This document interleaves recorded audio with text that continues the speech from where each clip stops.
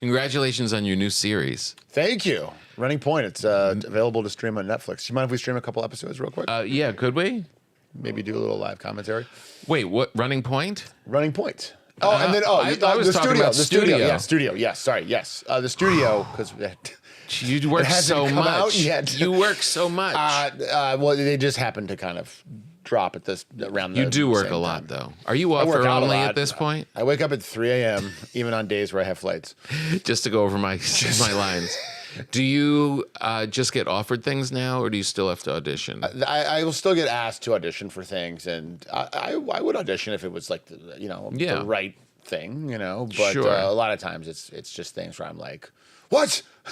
An independent movie shooting in Michigan, which whatever. But I write. So I'm able to kind of do that, and then every once in a while you get like a show like The Studio where I'm acting in that too. Yeah, which is, that looks very cool. Very fun, very fun. We just were in Great South by people and in had the premiere, which was it played great. Why is everything on Apple TV look like a great movie?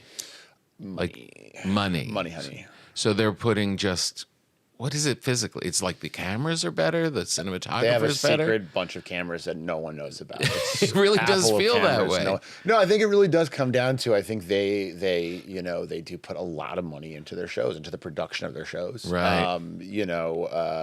And that gives like when you have guys like Seth and Evan who have a real vision. It allows them to hire, people like Julie, who was our production designer, Julie Berghoff, who's just a genius and created this insane-looking, lush world. Yeah, and it's just, lush. It's beautiful. It's gorgeous. It was the nicest set I've ever been on. Really? You feel it when you're there. Yeah, just and the way they're shooting it, it allows them to have Adam, our cinematographer, just create these insane looking shots where there's just a lot of movement, and so I think that's it's really nice to have shows that invest or have places that invest in their shows. The quality of their shows. Yeah, man, everything looks good, and I'm not saying everything on Apple's good. But when I watch it, I feel like, you know what? I'm not going to tell anyone I don't like this because this looks good. They make it look nice. They really do. Tim Cook, Tim Apple. Yeah, he's doing really good. But what is your character in it? Seth is this big. He gets to run a studio. Yeah, so the show's centered around a studio, hence the title. But it's one of the last movie studios in town that's not owned by a multi-billion-dollar streaming company. And in the first episode, he kind of we're both creative executives there. Okay. And kind of old buddies. And the head of the studio, who's played by the great Catherine O'Hara, she leaves and is fired. And so I kind of think I'm going to get the job, and Seth thinks he might get the job, and he gets the job. And my character, Sal, kind of instantly makes the decision to okay, what do you need, boss? You know what I mean? Get on board. Right-hand man. Right-hand man. How can I continue working here? Because I really don't want to move to Carlsbad and work for my brother-in-law at his fucking app.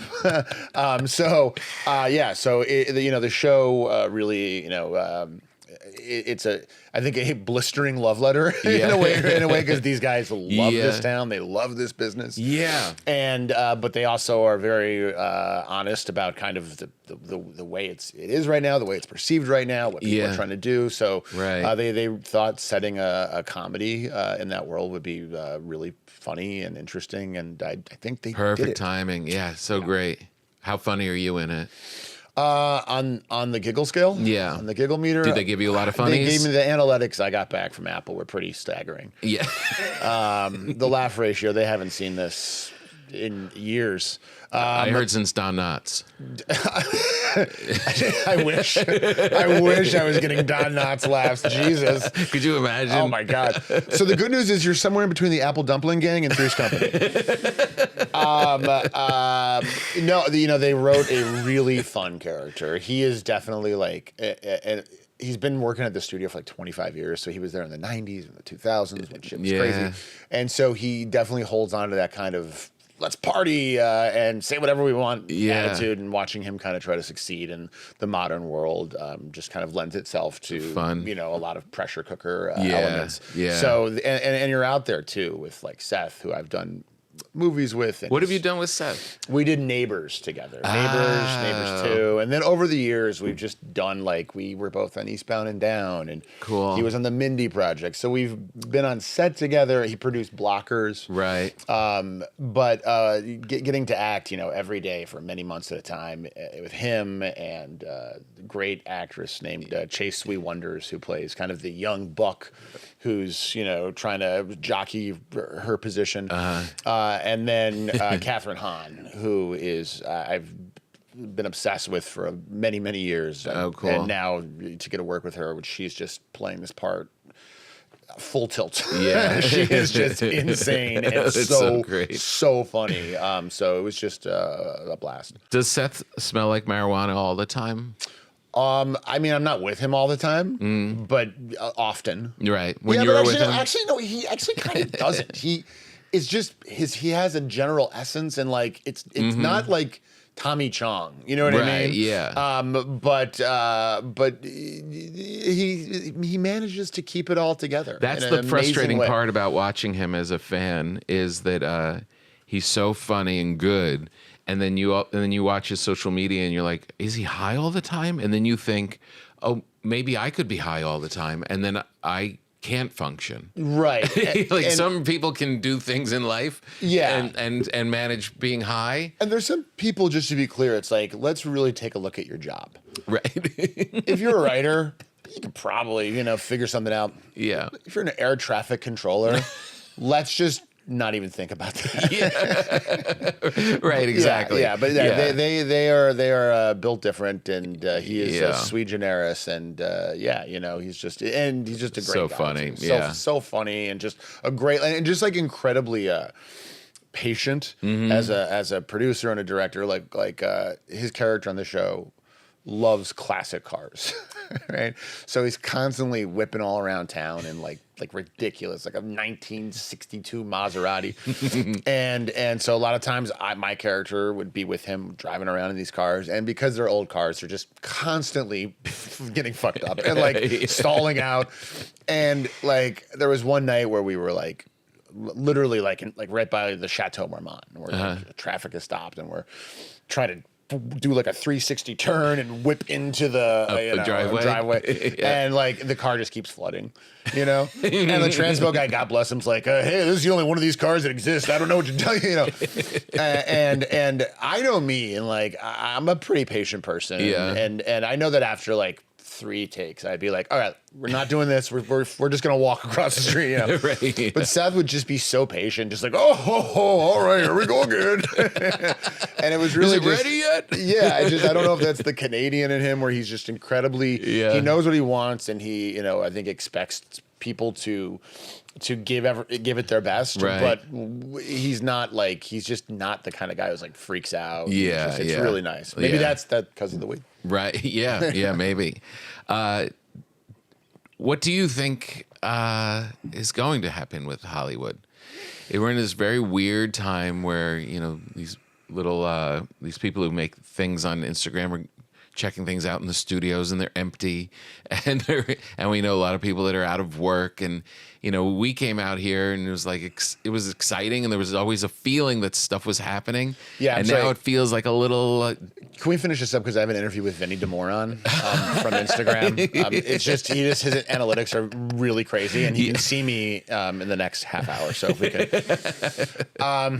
I'm sorry to interrupt with a bad joke. It was pretty good. Thank you.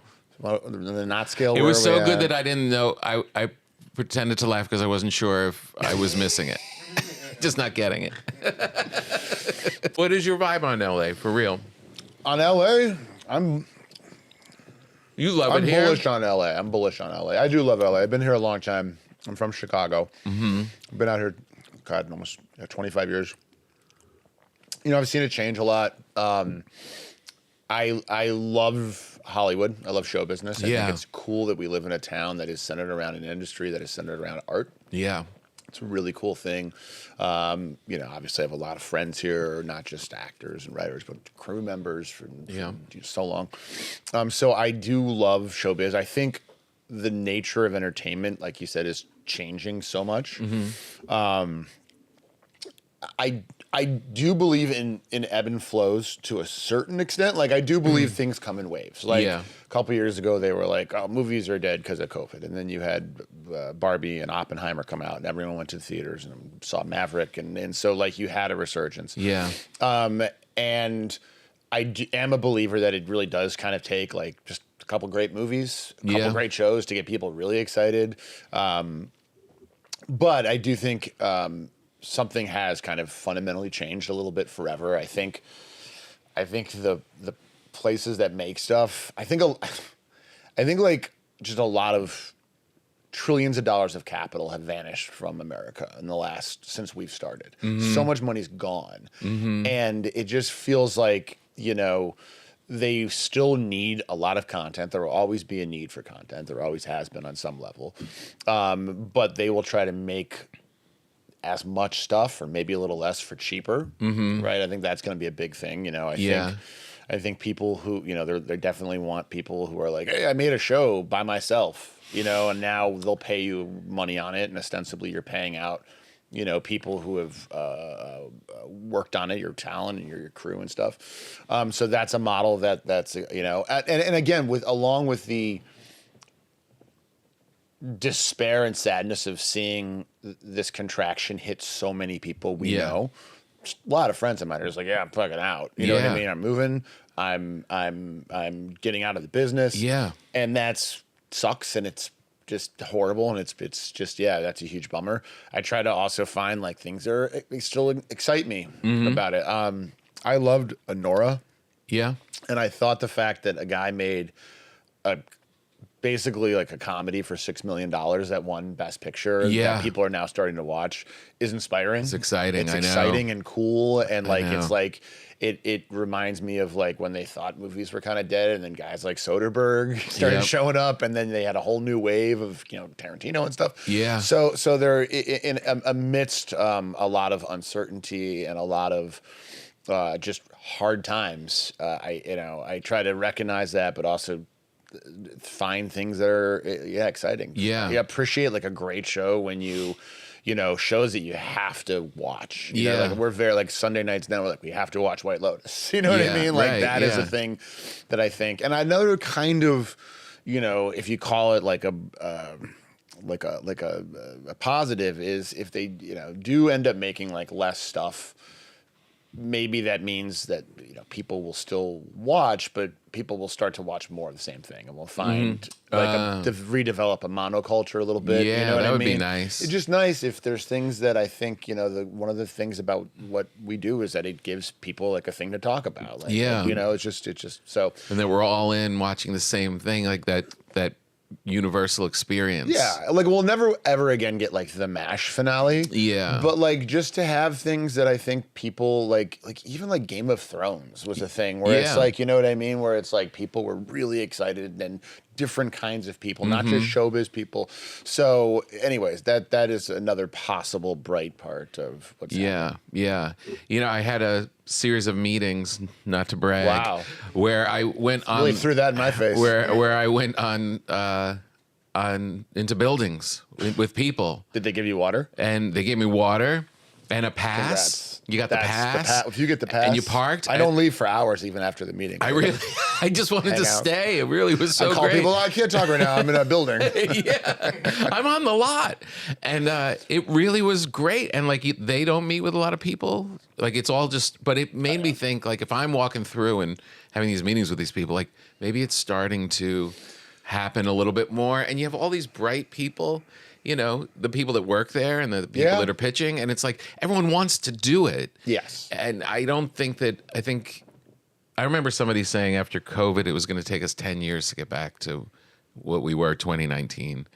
You know what I mean? And we're at 5. Yeah. I mean, and it feels like I don't think it's going to go to 10. I don't think we need that. But I feel like you can feel the wheels starting to. Yeah, I really hope so. And again too, like it just it's always been the same thing where it just takes that one thing to kind of start a little fire and just kind of then get everyone really excited for the whole thing. And then people start reinvesting in it again. You know what I mean? I think you will have like smaller entities, you know, like I love that we have companies, you know, like A24 now, and Neon, and just some of these great smaller places that will make great stuff. Yeah. Try to keep it, you know, the costs down a little bit. Make a profit. And then people will see that, oh, yeah, that's a good thing to invest in. Yeah, the model of a movie has to make $1 billion to make money. That can't be good. I don't know anything, but I know that can't possibly. I'm no economist, but so hopefully they figure it out. Yeah.